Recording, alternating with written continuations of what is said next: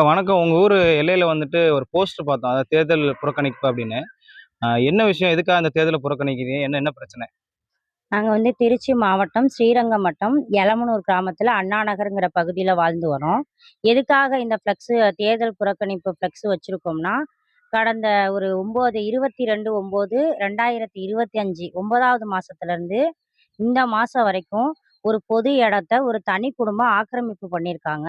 அத எதிர்த்து நாங்க ஒரு 20 டைம் கலெக்டர் ஆஃபீஸ்க்கு போயிருக்கோம். கலெக்டர்கிட்டயும் மனு குடுத்துருக்கோம். தாலுகா ஆஃபீஸ்க்கு ஒரு 5 டைம் போயிருக்கோம். இதுவரைக்கும் எங்களுக்கு எந்த ஒரு தீர்வும் கிடைக்கல. அதனால நாங்க இந்த வருஷம் ஓட்டு போட மாட்டோம்ன்னு சொல்லி தேர்தல் கமிஷனுக்கும் லெட்டர் குடுத்துருக்கோம். அதனால தான் இந்த தேர்தல் புறக்கணிப்பு ஃப்ளெக்ஸ் வச்சிருக்கோம் ஊர் பொதுமக்கள் சார்பாக.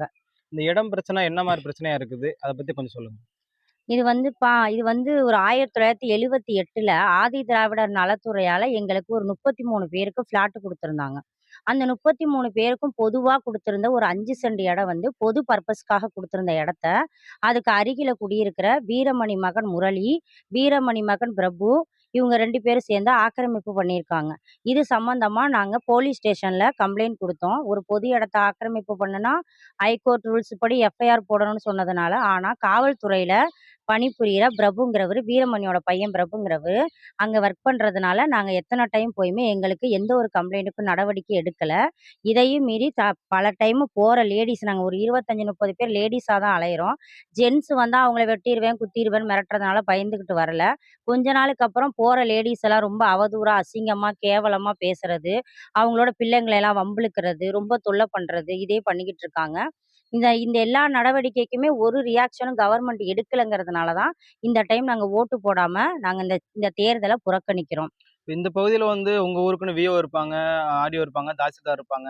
இந்த பகுதி ரெவென்யூ ஆஃபீசர்ஸ் இருப்பாங்க. அவங்களுக்கு கம்ப்ளைண்ட் குடுத்துருக்கீங்களா? அத போய் சந்திச்சிருக்கீங்களா? சார் அந்த 22/9 அவங்க ஸ்டார்ட் பண்ணி வீடு கட்ட ஆரம்பிச்ச உடனே, பிஓ ராதாங்கிறவங்கள போய் பார்த்து, நாங்க மாரி ஆக்கிரமிப்பு பண்றாங்கன்னு சொல்லி அவங்க கிட்ட தான் முதல்ல கம்ப்ளைண்ட் பண்ணுனோம். அதுக்கப்புறம் தாலுகா ஆஃபீஸ்க்கு போனோம். உடனே விஓ என்ன சொல்லி பண்ணியிருக்காங்கன்னா, 17 வருஷம் அவங்க அங்க வாழ்ந்ததா அனுபவ பாத்தியம் குடுத்துருக்காங்க. ஆனா இந்த ஊர்ல நாங்களே இப்ப எனக்கே வயசு ஒரு 33 வயசு. 33 வருஷமா அங்க இருக்கோம். அந்த இடம் 47 வருஷமாவே காலி இடமா தான் கடந்தது. அது பொது கழிப்பிடத்துக்காக ஒதுக்கப்பட்ட இடம். ஏதாவது ஒரு காமன் பர்ப்பஸ்க்காக ஒதுக்கியிருந்தாங்க. இன்னைக்கு வரைக்கும் இந்தியா எங்கெங்கேயோ போகுது, வல்லரசு ஆகுது, எல்லாம் பண்றாங்கறாங்க. அன்றாட ஒரு கழிப்பிடம் போறதுக்கு எங்க ஊர்ல வசதி கிடையாது. இன்னமும் அவுட் சைடு போற வாழ்க்கையா தான் இங்க பெண்களோட நிலைமை இருக்கு. அதுக்காக ஒதுக்கப்பட்ட அந்த இடத்துல தான் ஆக்கிரமிப்பு பண்ணிட்டாங்கன்னு நாங்க பெண்கள் எல்லாம் அலைஞ்சுகிட்டு இருக்கோம். இப்ப இந்த பிரச்சனை வந்து எவ்வளோ நாளா இருக்குது நம்ம பகுதிகள்ல? 22/9/2025லேருந்து இன்னைக்கு வரைக்கும் இதுக்கு முடிவு கிடைக்கல சார். இதுக்கு முன்னாடி இந்த பகுதியோட எம்எல்ஏ ஸ்ரீரங்கம் தொகுதி எம்எல்ஏ இருந்தப்ப எம்எல்ஏ பழனியாண்டி அண்ணன போய் 2, 3 முறை பார்த்தோம். அவர் எந்த நடவடிக்கையும் எடுக்கல. கலெக்டர் சார பார்த்தோம். மனு குடுத்தோம். ட்ரெய்னிங் கலெக்டர் அனுப்பி வச்சாரு. அந்த ட்ரெய்னிங் கலெக்டர் என்ன சொல்றார்ன்னா, ஆர்டிஓ சொன்ன அதே வார்த்தைய அவங்களுக்கு வீடு கட்டுறதுக்கான எலிஜிபிள் இருக்குன்னு சொன்னாரு. நாங்க என்ன கேட்கிறோம்னா, வீடு கட்ட எலிஜிபிள் இருக்குன்னா, பொதுவாக குடுத்த ஒரு பொது நலத்திட்டத்துக்காக ஒதுக்கப்பட்ட இடத்துல, அவங்களாவே எப்படி சார் வீடு கட்டிக்கலான்னு கேட்டா, அவங்களுக்கு அது பதில் சொல்ல தெரியல. சொல்லவும் இல்ல எங்ககிட்ட. என்ன சொல்றாங்கன்னா, நத்த இடத்துல யாரு வேணா வீடு கட்டலாங்கிறாங்க. ஆனா, இப்போ வரைக்கும் இந்த இடம் ஆதி திராவிடர் நலத்துறையால வழங்கப்பட்ட ஆதி திராவிடர் நத்தமா தான் இருக்கு. ஆனா, அவங்க என்ன சொல்றாங்க, பொது நத்தமா நாங்க மாத்திட்டோம்னு சொல்றாங்க. நாங்களும் எல்லா ஜிஓவும் பார்த்துட்டோம். ஒரு டைம் குடுத்த ஆதி திராவிடர் நத்தத்த பொது நத்தமா மாத்துறதுக்கு கவர்மெண்ட்ல இடமே கிடையாதுங்களாம். அதனால இது இப்ப சம்பந்தமா எந்த ஒரு அறிக்கையும் எங்களுக்கு தரல. வரவங்க எல்லாம் வாய் வழியா அவங்களுக்கு எலிஜிபிள் இருக்கு, அவங்க வீடு கட்டியிருக்காங்க, அவங்களுக்கு வீடு இல்லங்கிறாங்க. இந்த ஊர்ல இருக்கிற எல்லாருமே போராடிட்டோம். எல்லாரும் சொல்றது, அவங்களுக்கு 2 மாடி வீடு, ஒரு காலனி வீடு, தோப்பு, வயல் எல்லா ஃபெசிலிட்டீஸும் இருக்கு. இருக்கிறவங்களே ஆக்கிரமிப்பு பண்ணியிருக்காங்கன்னா, இதுக்கு என்ன காரணம்னா, தங்கராசுன்னு ஒரு எக்ஸ் சர்வீஸ் மேன் இதுக்குள்ள இறங்கியிருக்காரு. அவரு எங்க ஊர் கிடையாது. அவர் திருப்பராய்த்துறை கிராமத்த சேர்ந்தவரு. அவரு அந்த மிருதுளா முரளி, பிரபு, சௌமியா குடும்பத்துக்கு ரொம்ப சப்போர்ட் பண்றாரு. அவரோட பேச்ச தான் விஓ ராதாங்கிறவங்களும், அ ஆ ஆர்டிஓ வரைக்குமே ஆர்டிஓ, தாசில்தார் எல்லாருமே அவங்க பேச்ச தான் கேட்குறாங்க. அதனால அவங்க சொல்றது மட்டும் தான் இங்க நடந்துகிட்டு இருக்கே தவிர, பொதுமக்களாகிய எங்களோட கோரிக்கைய யாருமே சரியான பார்வையில பார்க்கல. இந்த பகுதியில இருக்க மக்கள் வந்து எவ்வளோ பேர் இருக்கீங்க? இதுக்காக வந்து எவ்வளோ பேர் என்னென்ன விஷயமான போராட்டங்கள் நடத்தியிருக்கீங்களா ஏதாவது? நாங்க ரோடு மறியலும் பண்ணிட்டோம் சார். ரோடு மறியல் பண்ணியிருக்கோம். நெறைய டைம் விவசாய சங்க தலைவர் ஐயாக்கண்ணு தலைமையில ஒரு 10 டைமு கலெக்டர் ஆஃபீஸ்க்கு முன்னாடி மறியல் பண்ணோம். ஒரு நாள்ல 11 மணி வரைக்கும் எங்கள மண்டபத்துல அடைச்சிட்டு, 11:30க்கு கலெக்டர பார்க்க அனுமதிச்சாங்க. மேல போய் கலெக்டர் சரவணன் சார பார்த்தோம். பார்த்தோனே அவரு என்ன சொன்னாரு, ஆக்கிரமிப்ப அகற்ற சொல்லி தான் ஆர்டர் போட்டாரு. ஆனா வந்த ட்ரெய்னிங் கலெக்டர் பாரூக் என்பவர் என்ன சொல்ட்டாரு, அவங்களுக்கு வீடு கட்டுறதுக்கு எலிஜிபிள் இருக்கு. இந்த வீட்ட இடிக்கிறதுக்கோ, எடுக்கிறதுக்கோ எங்களுக்கு அதிகாரம் கிடையாது. நீங்க கோர்ட்ல பார்த்துக்கோங்கன்னு சொல்லி, அதோட இந்த பிரச்சனை நிக்குது சார்.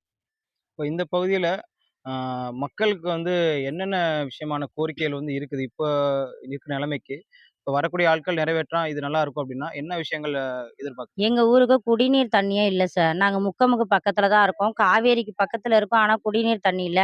டெய்லி நாங்க 2 குடத்த எடுத்துக்கிட்டு போய் அவுட் சைடு புடிச்சிட்டு வர மாதிரி இருக்கு. லேடீஸ் குளிக்கிறதுக்கான ஒரு மறைவான இடம் கிடையாது. முக்கியமா கழிப்பிடம் கிடையாது சார். ஒரு லைப்ரரி கிடையாது. புள்ளைங்க விளையாடுறதுக்கான ஒரு விளையாட்டு மைதானம் கிடையாது. சரியான ரோடு கிடையாது. ம். இதுதான் எங்களோட அத்தியாவசிய தேவைன்னா, கழிப்பிடம் தான் இப்போதைக்கு முக்கியமா இருக்கு. அந்த இடம் தான் நாங்க மீட்கறதுக்காக போராடுறோம். இந்த பகுதியில வந்து எவ்வளோ ஓட்டு இருக்கு உங்க பகுதியில? இப்ப எவ்வளோ எவ்வளோ எவ்வளோ மக்களுக்கு பிரச்சனை இருக்குது? இந்த பிரச்சனை இருக்கிறவங்க வந்து ஒரு 400 பேர், 450 பேர் இருக்கிறோம். எங்க ஏரியால ஒரு 250 வீடு இருக்கு. மொத்த ஓட்டுன்னு பார்த்தா 450 ஓட்டு வரும். அதுல 50 ஓட்டு அவங்க ஃபேமிலி ஒரு 10 குடும்பத்த தவிர எடுத்துக்கிட்டாலும், இன்னொரு 400 ஓட்டு வந்து நாங்க போடாம இந்த எலக்ஷன நிராகரிக்கிறோம்.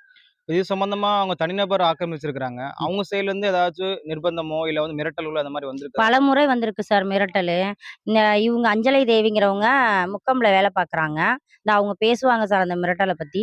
வணக்கம். சொல்லுங்கம்மா. உங்களுக்கு என்ன மாரியான மிரட்டல் வந்து இந்த விஷயத்துக்காக வந்திருக்குது? அத பத்தி சொல்லுங்க. இந்த இடம் ஆக்கிரமிப்பு பண்ணியிருக்கிற மிருதுளா முரளிங்கிறவங்க வந்து, நான் முக்கம்ல மீன் கழுவுற வேலை செய்றேன். எங்க ம். பொண்ணு பிரபு, சன் ஆஃப் பிரபு மிருதுளா அவங்க பண்றோம். அவங்க வந்து கொலை மிரட்டல் விடுறான். மீன் கழுவுற இடத்துல வெட்டுவேன், குத்திருவேன் ம். அப்படின்னு சொல்லிட்டு எல்லாத்தையும் மிரட்டுறான். எங்க சித்தி இருக்காங்க. அவங்க மேல கல்லெல்லாம் தூக்கி போட்டு ம். மிரட்டிட்டு போலீஸ்க்கு ஃபோன் அடிச்சோம். 100க்கு ஃபோன் அடிச்சு வந்தாங்க. வந்து அவங்கள எந்த விதமான இதுவுமே விசாரிக்கல.